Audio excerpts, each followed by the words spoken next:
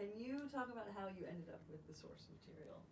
Yeah, Moonlight began as a play by Terrell McCraney, who I didn't know at the time, called In Moonlight, Black Boys Look Blue. And both Terrell and I are a part of this arts collective in Miami called the Borscht Collective, or Borscht Film Festival. And Terrell gave the play to Andrew Havia, Lucas Leva, and when it came to me, I was told, this isn't about you, but it's about you. And when I read it, I understood exactly what they meant. There are just certain biographical elements of my life and Terrell's life that just perfectly overlap. I mean, physically, we lived like pretty much the same block, went to some of the same schools, and both our mothers went through the drug addiction so viscerally depicted by Naomi Harris in the film. And then, what about the casting of Chiron? What was it about those actors that they had the characteristics that you felt made them perfect to be Chiron? Yeah, I knew that I didn't want the same actor to play all three characters. One, we just couldn't afford it. It just been too much. But I also thought part of the point of the film was to show how radically altered a person can become when they succumb to the pressures of environment, the pressures of the expectations the world has placed upon them. And so I was looking for three different people who had the same feeling. I wasn't really looking for three actors who looked alike, or sounded alike. It was more about a feeling, and to me, that feeling was rooted in their eyes. Well, I'm a big fan of Walter Murch's book, In the Blink of an Eye, and he talks all about the eyes being the window into the soul. And I thought if I could find three actors who had the same or very similar souls, that you could buy that the world had changed them on the exterior, but within themselves in the interior, and the window into that was, for me, through their eyes, you would see that it was the same person. And that was how we approached it. And, we cast Ashton Sanders as Chiron first. He was the first person we saw for that part, and we saw him quite a few times after, because I was trying to do these chemistry reads with him and the teen Kevin. But then I quickly realized that wasn't the point. The chemistry between those two characters wasn't the point as far as the casting process went. We had to have three Kevins who felt the same and three Chirons who felt the same. And the only time when that process was radically altered was when Trevante Rhodes came in, who actually came in to audition for Kevin, which is played brilliantly by Andre Holland. I can't imagine Trevante playing Kevin, and I can't imagine Andre playing Black. But when Trevante came in, he was just such a jarring physical image, someone who looked so hyper-masculine, and yet the vulnerability of the character was still within his eyes. And Trevante literally changed what I thought was physically possible with that character, because when you first see him, it's just such a distinct leap from the character who comes before, the physical representation of that character.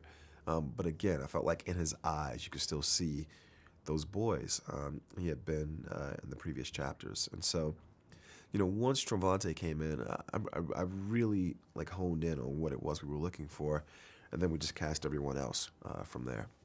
Cool. I love what you said last night about how you didn't want any of them to see dailies or meet each other. Yeah. That was so cool. And when I interviewed them in Toronto, all of them sort of seemed to just meet for the first time Mm-hmm. at these screenings.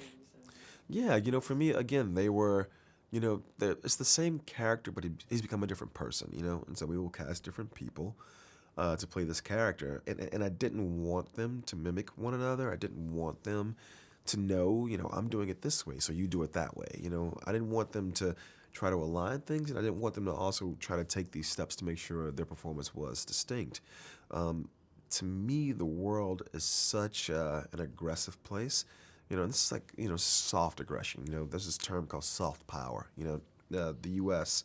is a country that has a lot of soft power because our images are spread so far around the world. I think within American society, soft power affects us greatly.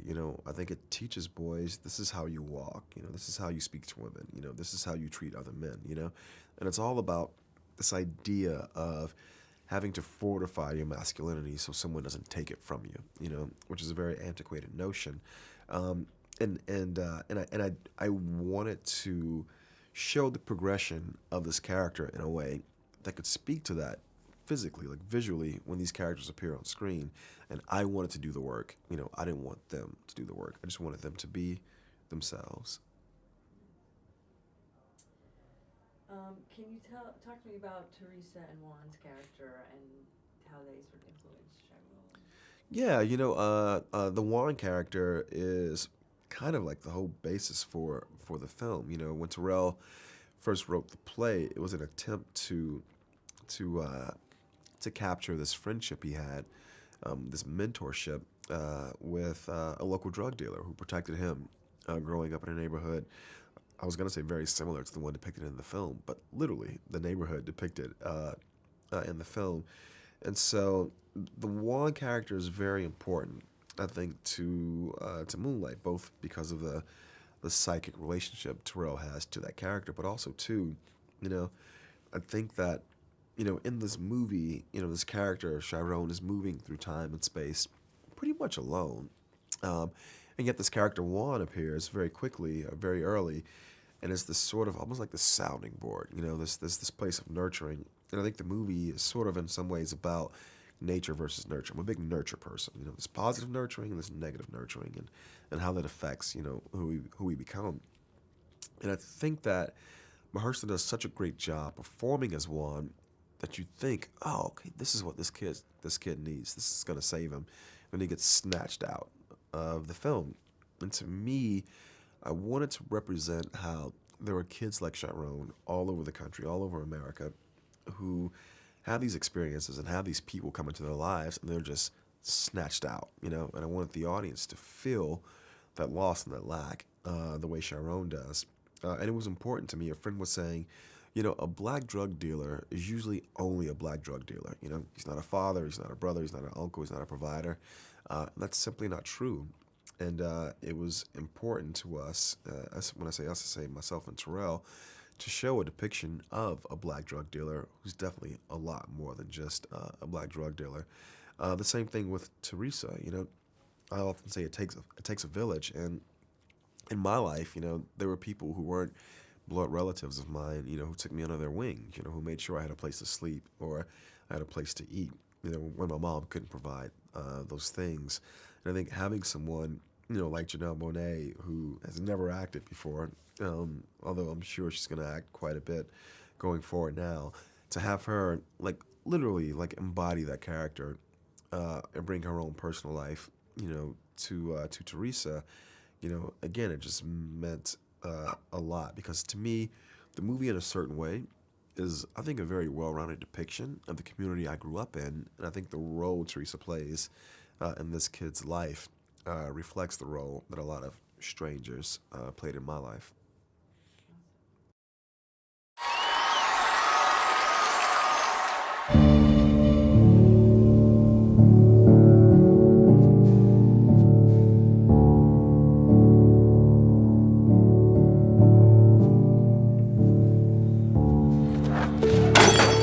Sharon はいつも一人ぼっちだった。You're a real damn prize, Chiron.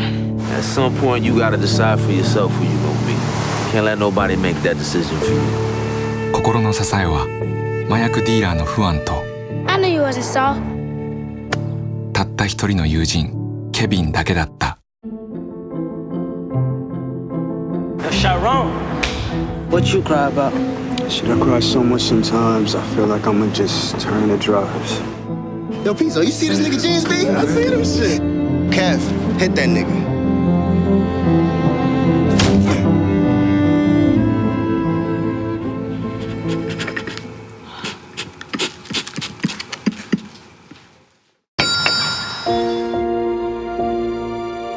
Chiron. Remember the last time I saw you?